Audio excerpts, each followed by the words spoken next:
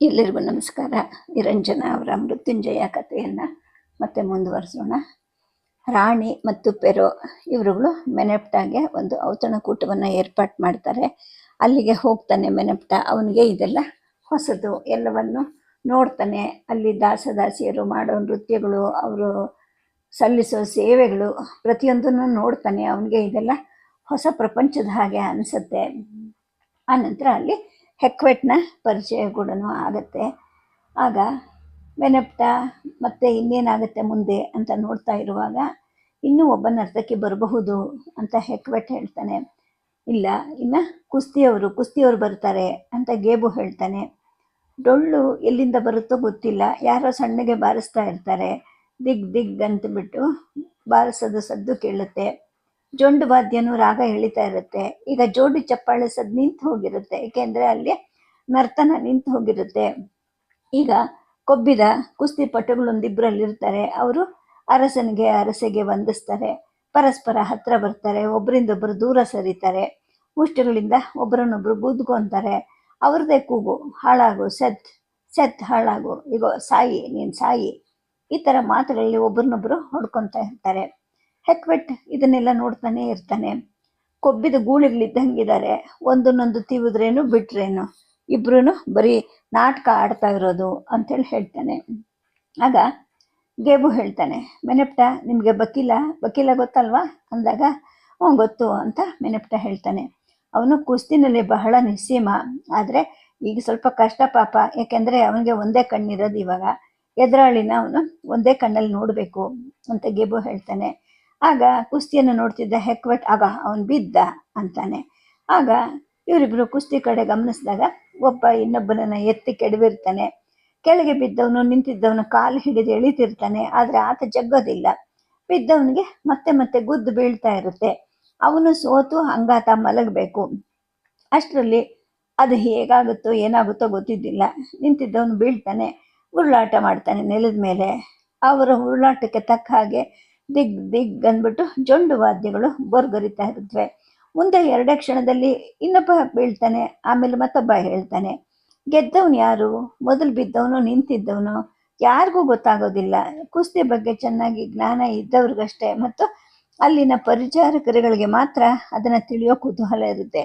ಉಳಿದವರೆಲ್ಲ ಅದನ್ನು ಸುಮ್ಮನೆ ನೋಡ್ತಾ ಇರ್ತಾರೆ ಅಷ್ಟೇ. ಅದು ಒಂದು ಗೂಳಿ ಇದ್ದಂಗಿದೆ, ಇದು ಒಂದು ಗೂಳಿ ಇದ್ದಂಗಿದೆ, ಯಾವುದಿದ್ರೇನು ಯಾವುದು ಹೋದ್ರೇನು ಅಂತ ಹೇಳ್ಬಿಟ್ಟು ಆ ಮುದುಕ ಅಂದರೆ ಹೆಕ್ವೆಟ್ ಅವನು ಹೇಳ್ತಾ ಇರ್ತಾನೆ. ಆಗ ಮೆನೆಪ್ಟ ಇದನ್ನೆಲ್ಲ ನೋಡ್ತಾನೇ ಇರ್ತಾನೆ.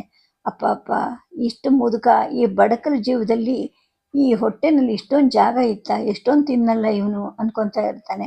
ಇಷ್ಟೊತ್ತಿಗೆ ಡೋಲು ಬಡಿಯೋದು ನಿಂತೋಗಿರುತ್ತೆ. ಜೊಂಡು ವಾದ್ಯವನ್ನು ಕೂಡ ಉಸಿರಿನ ಕಸರತ್ತನ್ನು ನಿಲ್ಲಿಸಿರ್ತಾನೆ. ಮತ್ತೆ ನಿಧಾನವಾಗಿ ತಂತಿಗಳ ಮೊರತ ಶುರು ಆಗುತ್ತೆ. ಮತ್ತೆ ಮೊದಲಿನ ಹಾಗೆಯೇ ಜೋಡಿ ಚಪ್ಪಾಳೆ ಸದ್ದು ಕೇಳ್ಸಕ್ಕೆ ಶುರು ಆಗುತ್ತೆ. ಆಗ ಗೇಬು, ಆಗ ಇವ್ರು ಬಂದರು ಅಂತಾನೆ. ಅಲ್ಲಿ ನೋಡಿದ್ರೆ ಒಂದಿಬ್ಬರು ನರ್ತಕಿಯರು ಬಂದು ದೂರದಿಂದಲೇ ರಾಜನಿಗೆ ರಾಣಿಗೆ ನಮಿಸಿ ಚಪ್ಪಾಳೆಯನ್ನು ಅನುಸರಿಸಿ ಮತ್ತೆ ಹೆಜ್ಜೆ ಇಡಕ್ಕೆ ಶುರು ಮಾಡ್ತಾರೆ. ಅವರು ಒಂದು ಗೇಣು ಉದ್ದದ ನಡುವಸ್ತ್ರ ಧರಿಸಿರ್ತಾರೆ. ಹೆಣದಿರೋ ನೀಳ ಕೇಶ ಇರುತ್ತೆ. ಅಂಗಾಂಗಗಳಲ್ಲಿ ಯೌವನದ ಸೊಬಗು ಎದ್ದು ಕಾಣಿಸ್ತಾ ಇರುತ್ತೆ. ಹಿಂದಕ್ಕೊಂದು ಕಾಲು, ಮುಂದಕ್ಕೊಂದು ಕಾಲು. ಮುಂದುಗಡೆ ಕಾಲೆತ್ತಿದಾಗ ಮುಂಡ ಹಿಂದಕ್ಕೆ ಬಾಗ್ತಾ ಇರುತ್ತೆ. ತಲೆಗೂದಲು ತುದಿಯಲ್ಲಿ ಚಪ್ಪಟೆಯಾದ ದುಂಡಗಿನ ಭಾರದ ವಸ್ತು ಅನ್ನೋ ಹಾಗವರು ಮಾಡ್ತಾ ಇರ್ತಾರೆ. ನರ್ತಿಸುವಾಗ ಕೇಶವನ್ನು ನೀಳವಾಗಿರಿಸಿ ಲಯಬದ್ಧವಾಗಿ ಅದನ್ನು ಕುಣಿಸ್ತಾ ಇರ್ತಾರೆ. ಅವಳಿ ಸೋದರಿಯರೇನೋ ಅನ್ನೋ ಹಾಗೆ ಅವರಿಬ್ಬರು ಹೆಜ್ಜೆ ತಪ್ಪದೆ ಒಂದೇ ಥರ ಕುಣಿತಾ ಇರ್ತಾರೆ. ಆ ಧ್ವನಿಗೆ ನಿಧಾನವಾಗಿ ಒಂದು ಆಲಾಪನೆ ಕೇಳೋಕ್ಕೆ ಶುರು ಆಗುತ್ತೆ. ಆಗ ಇವನು ಹಾಡ್ತಾ ಇದ್ದಾನೆ ಅಂತ ಮೆನೆಪ್ಟನೂ ಅಂದ್ಕೊಳ್ತಾನೆ. ಆದರೆ ಆಗ ಆ ನರ್ತಕಿಯರ ಗತಿ ಬದಲಾವಣೆ ಆಗುತ್ತೆ ಮತ್ತು ವೇಗ ಹೆಚ್ಚಿಸ್ತಾರೆ. ಚಲನೆ ಶುರುವಾಗುತ್ತೆ. ತೋಳುಗಳಿಗೂ ಕೆಲಸ ಕೊಡ್ತಾರೆ. ಕಣ್ಣು ಹುಬ್ಬುಗಳು, ಸೊಂಟಗಳು, ಅಧರಗಳು, ಜಗನಗಳು ಎಲ್ಲವನ್ನು ಅಲ್ಲಾಡಿಸ್ತಾ ಇರ್ತಾರೆ. ಗೇಬು ಇದನ್ನೆಲ್ಲ ನೋಡ್ತಾ ಇರ್ತಾನೆ. ಹೆಕ್ವೆಟನ್ ಕುರಿತು ಕೇಳ್ತಾನೆ, ರಕ್ತ ಬಿಸಿ ಆಗ್ತಿದ್ಯಾ ತಾತ ಅಂತ ಕೇಳಿದಾಗ, ಇಲ್ಲಪ್ಪ ತಣ್ಣಗಿದ್ದೀನಿ ಅಂತ ಹೆಕ್ವೆಟ್ ಹೇಳ್ತಾನೆ. ಪೆರೋ ಮಾತ್ರ ಏನು ಮುಟ್ತಾನೆ ಇರೋದಿಲ್ಲ, ಅಥವಾ ಏನು ಮುಟ್ಟಬಾರ್ದು ಅನ್ನೋ ಹಾಗೆ ಕೂತಿರ್ತಾನೋ ಏನೋ ಗೊತ್ತಿಲ್ಲ. ಇನ್ನು ಕೆಲವರಿಗೆ ಹೊಟ್ಟೆ ಭಾರ ಅನ್ನಿಸ್ತಿರುತ್ತೆ. ಕುಡ್ತಾ ಇನ್ನು ಸಾಕು ಅನ್ನೋ ಸ್ಥಿತಿಯಲ್ಲಿ ಬೇರೆ ಕೆಲವರು ಇರ್ತಾರೆ. ಇನ್ನೊಂದು ಗುಟುಕು ಅಂತ ಒಬ್ಬರು ಮತ್ತೊಬ್ಬರನ್ನು ಒತ್ತಾಯಿಸ್ತಾ ಇರ್ತಾರೆ. ಆದರೆ ಯಾರಿಗೂ ಕುಡಿಯೋದು ಬೇಕು ಅನ್ನಿಸ್ತಾ ಇರೋದಿಲ್ಲ. ಆ ಮಟ್ಟಕ್ಕೆ ಎಲ್ಲರೂ ಕುಡಿದು ಬಿಟ್ಟಿರ್ತಾರೆ. ಉಣ್ಣೋವರೆಗೂ ಬೇಡ ಅನಿಸಿದ್ರು ಕೂಡ ಪರಿಚಾರಕರು ಅವರುಗಳಿಗೆ ಬಲವಂತ ಮಾಡಿ ಮತ್ತೆ ಮತ್ತೆ ಉಣ್ಣಲಿಕ್ಕೆ ಕೊಡ್ತಾ ಇರ್ತಾರೆ. ನರ್ತಕಿಯರು ಹಿಂದಕ್ಕೆ ಸರಿತಾರೆ, ಮಾಯ ಆಗ್ತಾರೆ. ಆಲಾಪನೆ ಗಂಟ್ಲು ಕೂಡ ಮೌನ ತಾಳುತ್ತೆ. ತಾಳ ತಟ್ಟುತ್ತಿದ್ದ ಕೈಗಳು ವಿಶ್ರಾಂತಿ ಪಡೆಯುತ್ತವೆ. ತಂತಿಗಳ ಹಿಮ್ಮೇಳ ಮಾತ್ರ ಸಣ್ಣಗೆ ನುಡಿಸ್ತಾನೆ ಇರ್ತಾರೆ ಪಾಪ ಅವರು. ಅಮಾತ್ಯ ಹತ್ತಿರದಲ್ಲೇ ಇದ್ದ ಒಬ್ಬ ಸರು ಸದಸ್ಯನನ್ನ ಕೇಳ್ತಾನೆ, ಚಳಿ ಅನ್ನಿಸ್ತಿದ್ಯಾ, ಅಗ್ಗಿಷ್ಟಕ್ಕೆ ಬೇಕಾ ಅಂದಾಗ ಬೇಡ ಬೇಡ ಅಂತ ಆ ಒಬ್ಬ ಸದಸ್ಯ ಹೇಳ್ತಾನೆ. ಆದರೂ ಅಮಾತ್ಯ ಎದ್ದೇಳ್ತಾನೆ. ಕೆಲ ಕ್ಷಣಗಳಲ್ಲೇನೆ ಮರಳಿ ಬರ್ತಾನೆ. ಜೊತೆಯಲ್ಲೊಬ್ಬ ಸೇವಕ ಇರ್ತಾನೆ. ಆತ ಹೊತ್ಕೊಂಡು ಬಂದಿದ್ದು ಅಗ್ಗಿಷ್ಟಕ್ಕೇನಲ್ಲ, ಒಂದು ಪುಟ್ಟ ಶವಪೆಟ್ಟಿಗೆ ಅಂತಂದಿರ್ತಾನೆ. ಅದರೊಳಗಡೆ ಮರದಿಂದ ಮಾಡಿರೋ ಒಂದು ಸಣ್ಣ ಶವ ಇರುತ್ತೆ. ಅದು ಲೇಪಿತವಾದ ಶವ. ಅಮಾತ್ಯ ಅದನ್ನು ಎತ್ತಿ ತೋರಿಸಿ, ಎಲ್ಲರೂ ಇಲ್ಲಿ ನೋಡಿ ಅಂತಾನೆ. ಊಟ ಮಾಡ್ತಿದ್ದವರು, ಕುಡಿತಿದ್ದವರು, ಸುಮ್ಮನೆ ಕೂತವರು ಎಲ್ಲರೂ ಆ ಕಡೆ ನೋಡ್ತಾರೆ, ನಗುತ್ತಾರೆ. ಗಟ್ಟಿಯಾಗಿ ಅವನು ಹೇಳ್ತಾನೆ, ನೋಡಿ, ಔತಣದಲ್ಲಿ ಮೈ ಮರೆತಿದ್ರು ಕೂಡ ಇದನ್ನು ಮರಿಬಾರದು ಅಂತ ಹೇಳ್ತಾನೆ. ಸೇವಕ ಅಮಾತ್ಯನಿಂದ ಶವಪೆಟ್ಟಿಗೆಯನ್ನು ಪಡ್ಕೊಂಡು ದೂರ ತಗೊಂಡು ಹೋಗ್ತಾನೆ. ಮೆನಪ್ಟ ಗೇಬುವನ್ನು ಕೇಳ್ತಾನೆ, ಔತಣ ಮುಗೀತು ಅನ್ಸುತ್ತಲ್ವಾ ಅಂದಾಗ ಗೇಬು ಹೌದು ಅಂತ ತಲೆ ನಡೆಸ್ತಾನೆ. ಇನ್ನು ಅಲ್ಲಿಂದ ಮುಂದಕ್ಕೆ ಮಹತ್ವದ ಕಾರ್ಯಕ್ರಮ ಪ್ರಾರಂಭ ಆಗುತ್ತೆ. ಶವಪೆಟ್ಟಿಗೆ ನೋಡಿ ಮನುಷ್ಯ ಹೆದರಿದ್ರೆ ಹೇಗೆ? ಆಗ ನೋಡು ಬಂದ್ಲು ಪೆರೋನ ಅಚ್ಚುಮೆಚ್ಚಿನ ನರ್ತಕಿ ಅಂತ ಹೇಳ್ಬಿಟ್ಟು ಹೇಳ್ತಾನೆ. ಆಗ ಮತ್ತೊಬ್ಬ ಹುಡುಗಿ ಬರ್ತಾಳೆ. ಅವಳು ಎಣ್ಣೆಗಪ್ಪಿನ ಮೈ ಬಣ್ಣದವಳಾಗಿರ್ತಾಳೆ. ಬೆಡಗಿ ಬಳಕೋ ಮೈ ಇರುತ್ತೆ, ನೀಳವಾದ ತೋಳುಗಳಿರುತ್ತೆ, ಶಿರಸ್ಸನ್ನು ಹೂಮಾಲೆ ಒಂದು ಸುತ್ತುವರೆದಿರುತ್ತೆ. ವಕ್ಷಸ್ಥಳದಲ್ಲೂ ಕೂಡ ಪುಷ್ಪಹಾರ ಹಾಕ್ಕೊಂಡಿರ್ತಾಳೆ. ನಡು ಮುಚ್ಚಲಿಕ್ಕೆ ಅಂತ ಒಂದು ಗೇಣು ಬಟ್ಟೆ ಇರುತ್ತೆ. ಕೆನ್ನೆ ತುಟಿಗಳಿಗೆ ಕೆಂಪು ಬಣ್ಣ ಹಚ್ಕೊಂಡಿರ್ತಾಳೆ.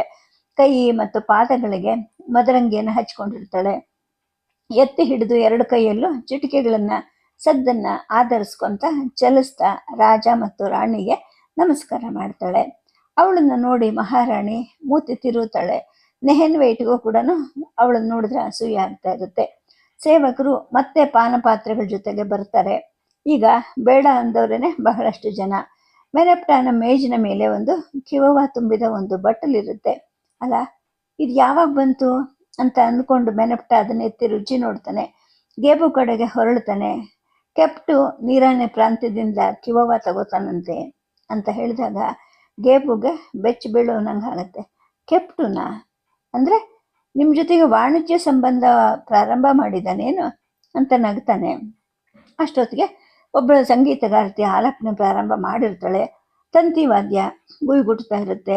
ಆಲಾಪನೆಗೆ ನರ್ತಕಿಯ ಚಿಟಿಕೆ ಧ್ವನಿ ಪಕ್ಕವಾದ್ಯವಾಗಿರುತ್ತೆ. ಕುಣಿತಾ ಇದ್ದವಳು ಹಿಮಪಾಲಕ್ಕೆ ಆಗ್ತಾಳೆ. ಕಡ್ಡಿಯಾಗಿ ಮೆಲ್ಲನೆ ನೆಲಕ್ಕಿಳಿತಾಳೆ. ಥರಥರನೆ ಕಂಪಿಸ್ಕೊತಾ ಇರ್ತಾಳೆ. ಸುತ್ತಲೂ ಮೌನ ಸ್ಥಾಪನೆ ಆಗುತ್ತೆ. ಆಲಾಪನೆ ಒಂದರದೇ ರಾಜ್ಯ ಅಲ್ಲಿರುತ್ತೆ.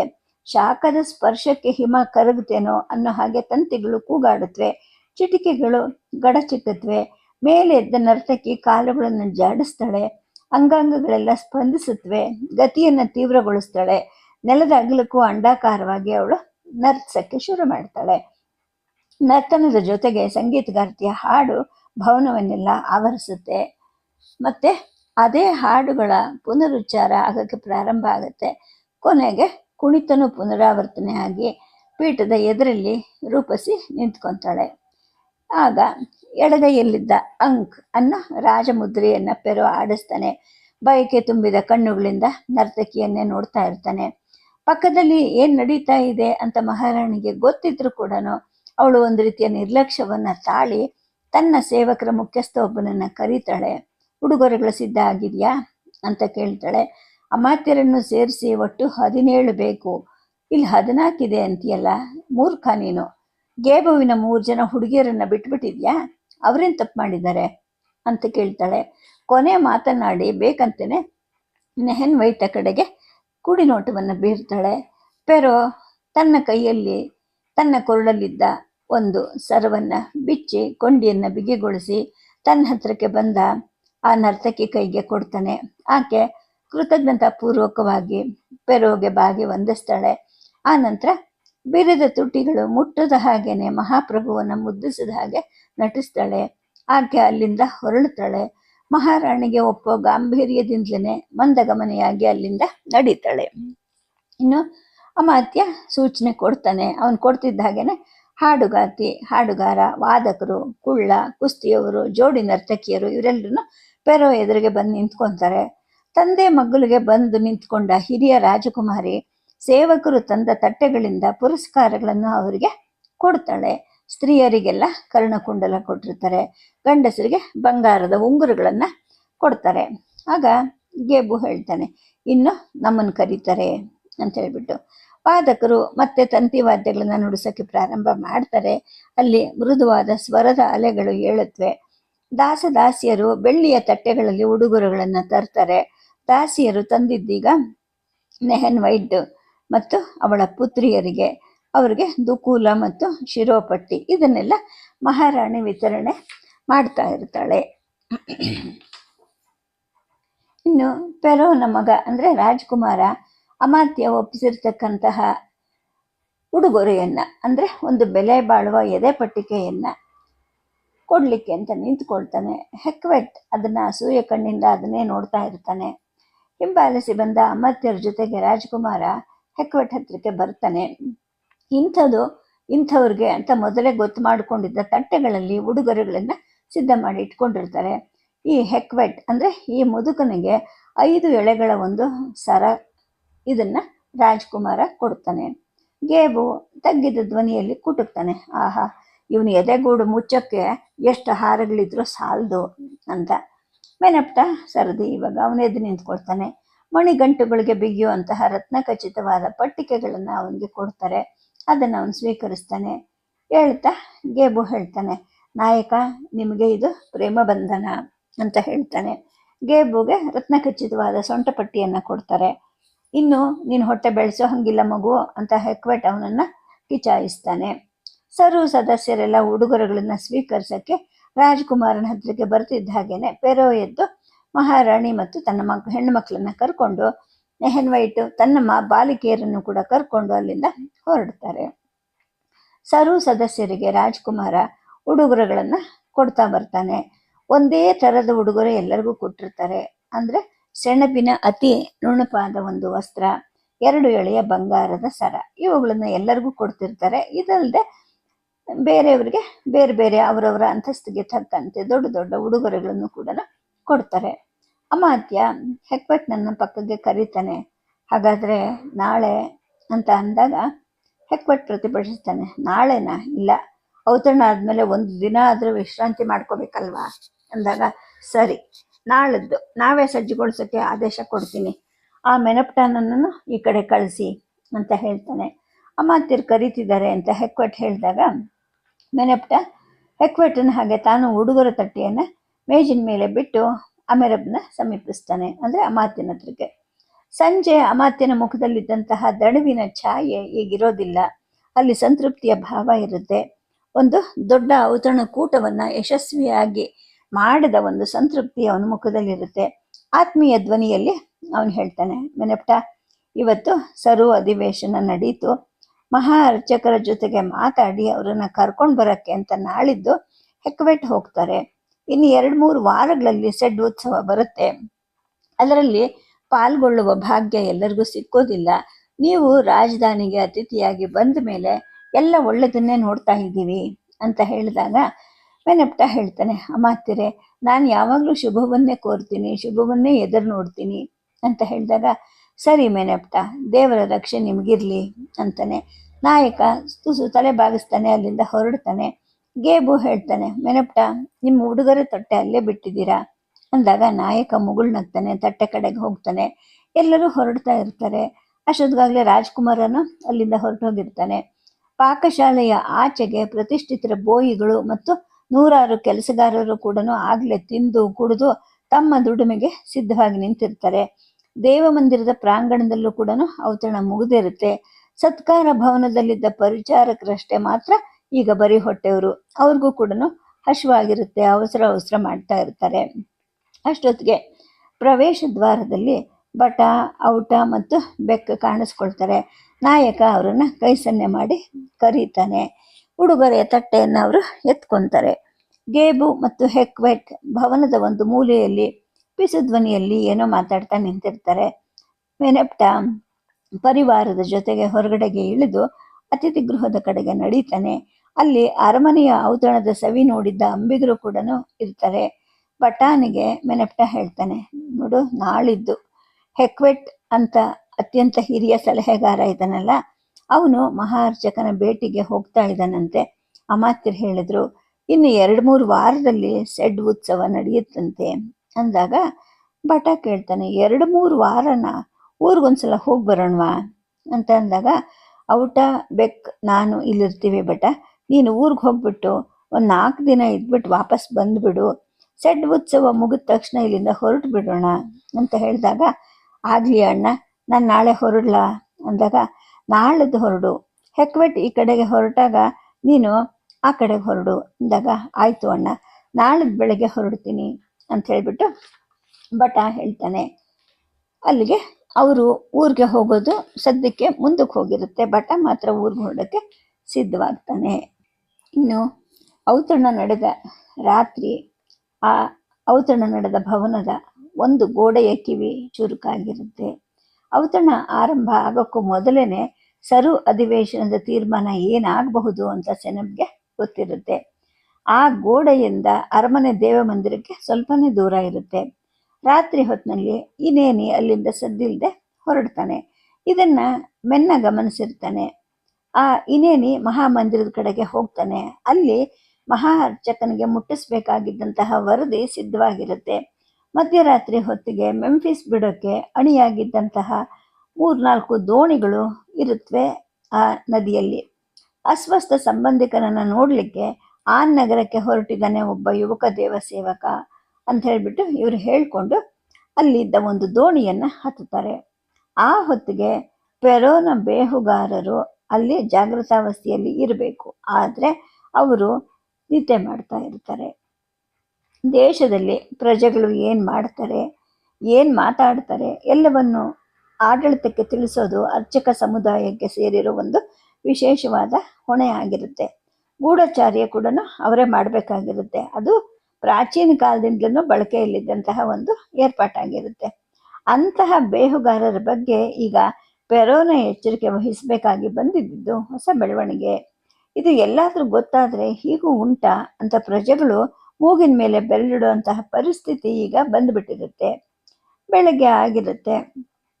ರಾತ್ರಿ ಏನಾಯಿತು ಬೇರೆಯವ್ರು ಯಾರಿಗೂ ಗೊತ್ತಾಗಿರೋದಿಲ್ಲ. ಸೆನೆಬ್ ಅತಿಥಿ ಗೃಹಕ್ಕೆ ಭೇಟಿ ಕೊಡ್ತಾನೆ. ಅಮಾತ್ಯ ಭವನದಲ್ಲಿ ಅವರನ್ನು ನೋಡೋಕ್ಕೆ ಮುಂಚೆ ನಿಮ್ಮನ್ನು ನೋಡ್ಕೊಂಡು ಹೋಗೋಣ ಅಂತ ಬಂದೆ ಅಂತ ಹೇಳ್ತಾನೆ. ಆಗ ಭಟ ಕೇಳ್ತಾನೆ, ಎಲ್ಲಿ ನೀವು ನಿನ್ನೆ ರಾತ್ರಿ ಎಲ್ಲೂ ಕಾಣಿಸ್ಲೇ ಇಲ್ವಲ್ಲ ಅಂದಾಗ, ಹೊಟ್ಟೆ ತುಂಬಿತ್ತಲ್ಲ, ನಿದ್ದೆ ಬಂದುಬಿಡ್ತು. ಈಗ ಬರ್ತಾ ದಾರಿಲಿ ನನಗೆ ಸಿಕ್ಕಿದೆ ಎಲ್ಲ ಪರಿಚಾರಕರ ಬಾಯಲ್ಲೂ ನಿಮ್ಮ ನಾಯಕರದೇ ಪ್ರಶಂಸೆ ಅಂತ ಹೇಳಿಬಿಟ್ಟು ಮೆನಪ್ಟ ಕಡೆ ತಿರುಗಿ ಹೇಳ್ತಾನೆ, ಅಲ್ಲ, ಔತಣ ಕೂಟ ಅಂದರೆ ತೂಕ ತಪ್ಪಿದ ಮಾತುಗಳೇ ಜಾಸ್ತಿ, ಆದರೆ ನೀವು ತುಂಬ ಗಾಂಭೀರ್ಯವಾಗಿ ನಡ್ಕೊಂಡ್ರಂತೆ, ಎಲ್ಲರೂ ನಿಮ್ಮ ಬಗ್ಗೆನೇ ಮಾತಾಡ್ತಾ ಇದ್ದಾರೆ ಅಂತ ಹೇಳ್ತಾನೆ. ನಾಯಕ ಏನು ಮಾತಾಡದೆ ಮುಗುಳ್ನಗ್ತಾನೆ. ಪಿಸುಧ್ವನಿಯಲ್ಲಿ ಸೆನೆಬ್ ಹೇಳ್ತಾನೆ, ಸರು ಅಧಿವೇಶನದಲ್ಲಿ ಅಮಾತ್ಯರು ಮಹಾ ಅರ್ಚಕರ ವರ್ತನೆ ವಿಷಯದಲ್ಲಿ ದಿಗ್ಭ್ರಮೆ ವ್ಯಕ್ತಪಡಿಸಿದ್ದಾರೆ. ಹೇಪಾಟಿಗೆ ಗೊತ್ತಾದರೆ ಅದು ಕಿಡಿಕಿಡಿ ಆಗ್ತಾರೆ ಅವರು.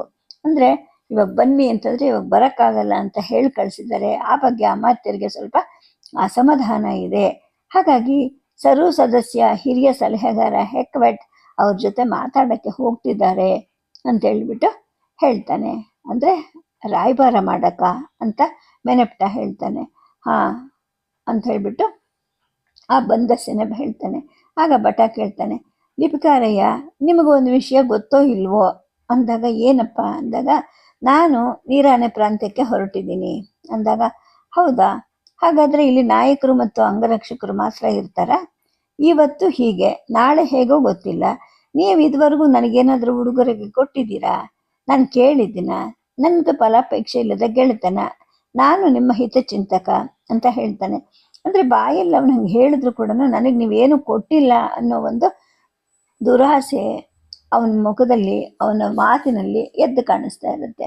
ಆಗ ಭಟ ಹೇಳ್ತಾನೆ, ನಮ್ಮದು ರುಜು ಮಾರ್ಗ, ನಮ್ಮ ಮಿತ್ರರನ್ನು ನಾವು ಯಾವತ್ತೂ ಮರೆಯೋದಿಲ್ಲ ಅಲ್ವೇನಣ್ಣ ಅಂತ ಮೆನೆಪ್ಟನ ಕೇಳಿದಾಗ, ಹೌದು ಅಂತ ಕೂಡ ಮೆನೆಪ್ಟ ಅವನ ಮಾತಿಗೆ ತಲೆದೂಗ್ತಾನೆ. ಅಷ್ಟೊತ್ತಿಗೆ ಅಮಾತ್ಯ ಬಂದ ಅಂತ ಸೂಚಿಸುವ ಒಂದು ಜಾಗಟೆ ಸದ್ದು ಕೇಳಿಸುತ್ತೆ. ಆಗ ಸೆನೆಬ್ ಹೇಳ್ತಾನೆ, ಅಯ್ಯೋ ದೇವ್ರೆ, ನಮ್ಮ ಅಮಾತ್ಯರಿಗೆ ದಣಿವು ಅನ್ನೋದೇ ಇಲ್ವಾ ಗೊತ್ತಿಲ್ಲ. ನಿನ್ನೆ ರಾತ್ರಿ ಅಷ್ಟೊಂದು ದುಡಿದ್ರು ಕೂಡ ಇವತ್ತು ದಿನನಿತ್ಯದ ಹಾಗೆ ಬಂದುಬಿಟ್ಟಿದ್ದಾರೆ. ನಾನು ಬರ್ತೀನಿ ಅಂತ ಹೇಳ್ಬಿಟ್ಟು ದಡದಡ ಅಲ್ಲಿಂದ ಓಡ್ತಾನೆ. ಆಗ ಪೆಟ್ಟಿಗೆಯಲ್ಲಿದ್ದ ಒಂದು ಕಸೂತಿ ಹಾಕಿದ ಒಂದು ಚೀಲವನ್ನ, ಸೊಂಟದ ಬಟ್ಟ ಹೊರಗೆ ತೆಗಿತಾನೆ. ಅಲ್ಲ, ಇಡೀ ಐಗುಪ್ತದ ಆಡಳಿತದ ಭಾರ ಎಲ್ಲ ತನ್ನ ಮೇಲೆ ಇದೆ ಅನ್ಕೋಬೇಕು ಯಾರಾದರೂ. ಆಗ ಆಡ್ತಾನೆ ಇವನು ಅಂತ ನಗ್ತಾನೆ. ಹೌದು, ನೀನೇನೋ ಕೊಂಡ್ಕೊಳಕ್ ಹೊರಟಂಗೆ ಕಾಣುತ್ತಲ್ಲ ಅಂತ ಮೆನಪ್ಟ ಕೇಳಿದಾಗ, ಕೋಪ ಮಾಡ್ಕೋಬೇಡಿ, ನಾನು ಏನು ಅಂತ ಈಗಲೇ ಹೇಳೋದಿಲ್ಲ, ಬಂದ ಮೇಲೆ ನಿಮಗೆ ಗೊತ್ತಾಗುತ್ತೆ ಅಂತ ಹೇಳಿ ಹೊರಡ್ತಾನೆ. ಸದ್ಯಕ್ಕೆ ಕಥೆಯನ್ನು ನಿಲ್ಲಿಸಿರ್ತೀನಿ. ನಮಸ್ಕಾರ.